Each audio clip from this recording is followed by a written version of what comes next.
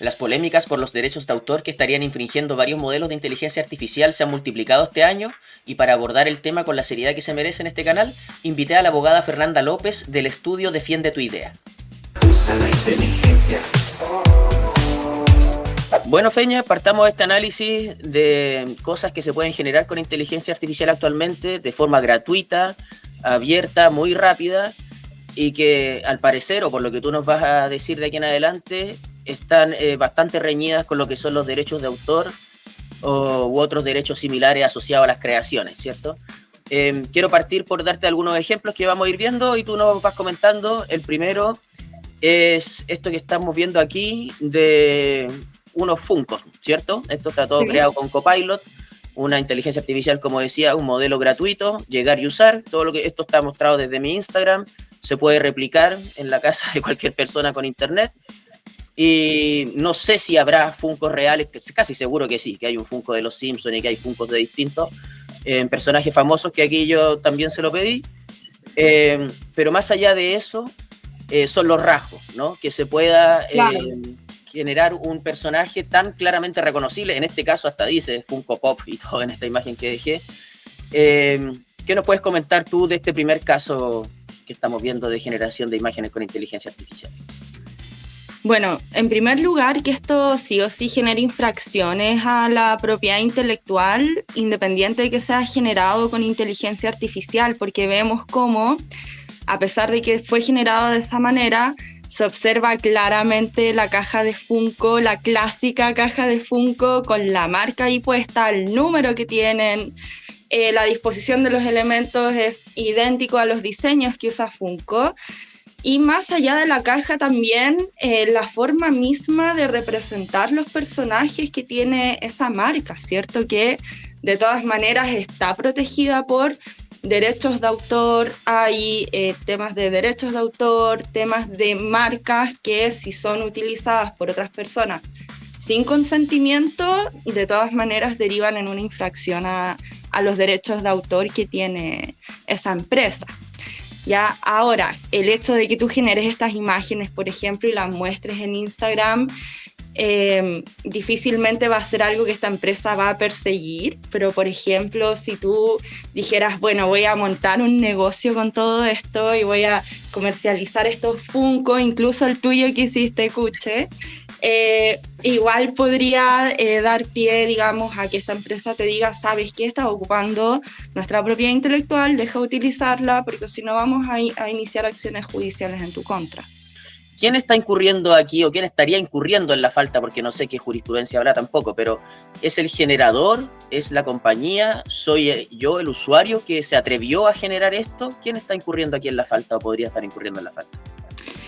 Yo creo que el que va a incurrir en la falta aquí, y sin que esto esté zanjado, Mario, porque como tú sabes, todo lo de inteligencia artificial está muy en debate todavía, no hay respuestas para esto certeras, ¿ya? Pero a mí me parece que sería mucho más fácil perseguir la responsabilidad de la persona que está distribuyendo estas imágenes o comercializando productos que puedan derivar igual de diseños hechos con inteligencia artificial. O sea, el usuario, digamos. El usuario, yo diría que el usuario, y además porque sabemos que las IA generativas tienen sus políticas en donde se descargan de toda responsabilidad respecto del uso. Veamos ahora un segundo caso de imágenes generadas con inteligencia artificial que podrían o están directamente reñidas con los derechos de autor. En este caso, lo que te voy a mostrar son imágenes de personajes famosos, creo yo, fácilmente reconocibles, que además ocupan unos rasgos que no sé qué tan reconocibles serán para las personas que vieron los Silverhawks en los años 90, pero la base de eso son personajes famosos, ¿sí? En este caso podemos ver aquí a Bart Simpson, aquí a Goku, me parece que no quedan dudas, ¿sí? Lo de los Silverhawks o halcones galácticos también me parece bastante clara la referencia. Aquí un Pedro Picapiedra, también me parece a mí, no sé, que es bastante reconocible. Winnie the Pooh, Bugs Bunny, creo que, pero innegable. El Pato Lucas quizás un poco menos, porque claro, por los colores, sí pelo, pero la cara bastante. Sí. Bob Esponja ni hablar. Hulk quizás también puede ser no, porque puede ser cualquier cosa verde, no estoy seguro.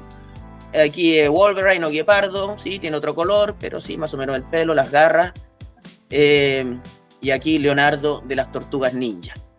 ¿Qué podemos decir de este caso en el cual lo que generamos son personajes reconocibles que por supuesto tienen derechos de autor, son todos propiedades de compañía? Claro, acá nuevamente la lectura es similar respecto de lo de Funko. Tenemos personajes que, como tú bien dices, son totalmente reconocibles, que están protegidos por derechos de autor, y por tanto estas imágenes que tú muestras sí suponen una infracción a los derechos que tienen los titulares. Ya, si bien aquí tú haces una mezcla de estos personajes, ¿verdad?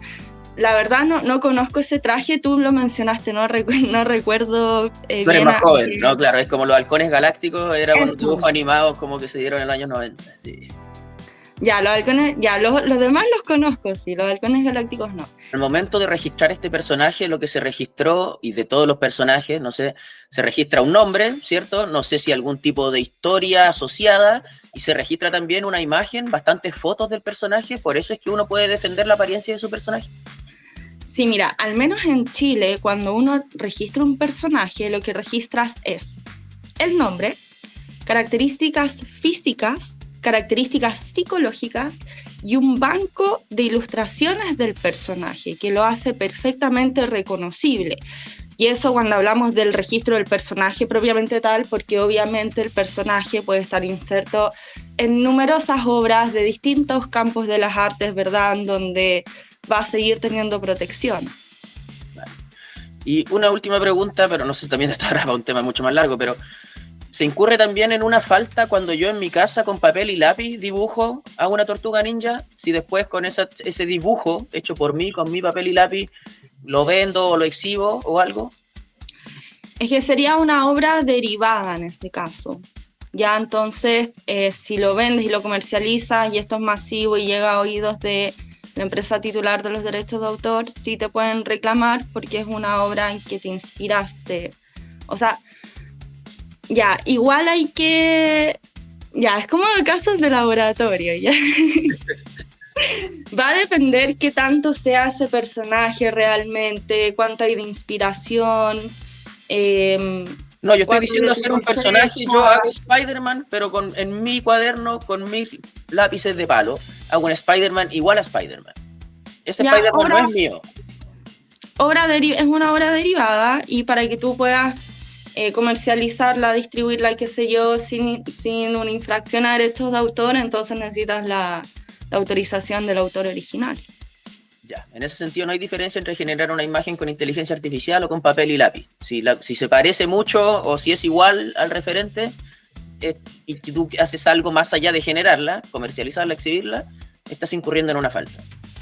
Así es. Mi Instagram es todo perseguible en este momento. Tu Instagram podría generar una infracción. Si llegaste hasta aquí, te invito a dejarme en los comentarios qué te pareció esta conversación con la abogada Fernanda López, a quien pretendo volver a invitar más adelante para abordar otros temas relacionados con inteligencia artificial. Usa la inteligencia.